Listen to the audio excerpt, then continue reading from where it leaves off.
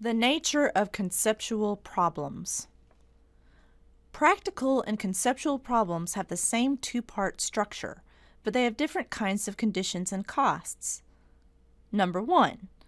The condition of a practical problem can be any state of affairs that has a tangible cost for you or, better, for your readers. Number 2. A conceptual problem's condition is always some version of not knowing or not understanding something. The two kinds of problems also have two different kinds of costs. Number 1. The cost of a practical problem is always some tangible thing or situation we don't like. Number 2. A conceptual problem does not have such a tangible cost. In fact, we'll emphasize this difference by calling the cost of a conceptual problem its consequence. The consequence of a conceptual problem is a particular kind of ignorance. It is a lack of understanding that keeps us from grasping something else even more significant.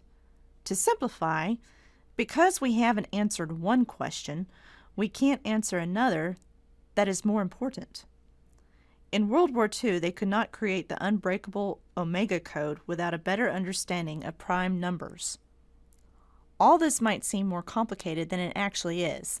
The condition and consequence of a conceptual problem are questions that relate to each other in two ways. Number 1. The answer to the first question, Q1, helps you answer the second, Q2. Number 2. The answer to the second question, Q2, is more important than the answer to the first, Q1.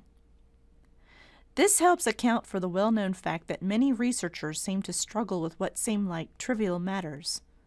What we need to realize is that sometimes it is these minute questions that lead to answering larger, more significant problems.